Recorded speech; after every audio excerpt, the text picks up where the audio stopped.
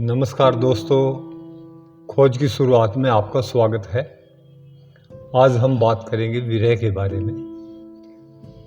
विरह की कई अवस्थाएं या दर्जे होते हैं। सुमरिन सबसे पहले आता है, जिसके साथ साथ ध्यान भी होता है। इस याद और ध्यान की गति इतनी प्रबल हो जाती है कि मनुष्य की रुचि स्वाभाविक रूप से ही प्रीतम की ओर ही जाती है तथा उस पर स्थिर होने लगती। प्रीतम प्राणों का आधार बन जाता है। उसको छोड़कर साधक और कहीं भी जाना नहीं चाहता। यहाँ दो से एक रूप होने की अवस्था प्रतीत होने लगती है और उन्मन अवस्था आने लगती है,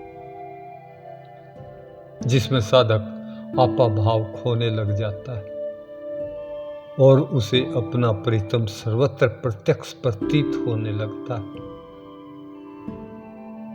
जिस हृदय में प्रीतम के लिए सच्चा प्रेम है, उसमें प्रीतम के दर्शन अथवा मिलाप से हर्ष, सुख तथा आनंद उत्पन्न होता है। विरह प्रेम की जागृत अवस्था का नाम है। प्रेमी यह सहन नहीं कर सकता कि उसका प्रीतम क्षण मात्र के लिए भी उससे दूर हो। पर जब कभी भी प्रीतम का दर्शन न हो अथवा किसी कारण वियोग हो जाए, तो स्वाभाविक ही उसके हृदय में एक टीस सी उठती है और उसको अपने अंदर दुख, पीड़ा या शोक का अनुभव होता है। वियोग की इस पीड़ा का रस मिलाप से किसी प्रकार कम नहीं है। इसको विरह कहते हैं। विरह या तड़प क्यों होती है? केवल इसलिए कि हमारी आत्मा जो चाहती है उसको अभी तक प्राप्ति नहीं हुई। जिस प्रकार चातक को अमृत बूंद न मिलने पर तड़प होती है और चकवे को चंद्र दर्शन न होने पर निराशा होती है, माता को अपने पुत्र के बिछोह में बेचैनी होती है, स्त्री को अपने पति के वियोग में व्याकुलता और मछली को पानी के बिना अशांति होती है, उसी प्रकार हमारी आत्मा भी उस मालिक के विरह में तड़प रही है। यह विरह तड़प बार बार हिलोरे मारकर प्रीतम की याद को ताजा रखती है और हृदय बार बार उसकी याद और ध्यान के द्वारा उस ताप को शीतल करता है।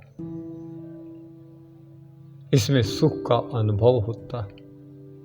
यह प्रीतम की प्राप्ति की पौड़ी है, जिस पर चढ़कर जिज्ञासु को जाना पड़ता है। प्रीतम की प्राप्ति के लिए विरह उसी प्रकार पहले आता है जिस प्रकार फलों के वृक्षों में पहले फूल आते। जहां फूल न हो वहां फल नहीं लग सकते। ठीक इसी प्रकार प्रीतम की प्राप्ति के मार्ग में विरह की आवश्यकता है। मानो वह मालिक के आगमन का अग्रदूत है। विरह में रोम रोम में वेदना और आकुलता प्रतीत होती है। मालिक को देखे बगैर हृदय में चैन नहीं आता। वह मालिक से मिले हुए साध संतों के सम्मुख मिन्नतें करता है कि किसी प्रकार मुझे भी मालिक के दर्शन कराओ।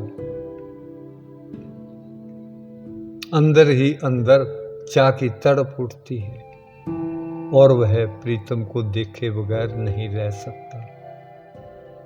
आपने मेरी बात बड़ी ध्यान से सुनी जी। बहुत बहुत शुक्रिया जी। बहुत बहुत धन्यवाद।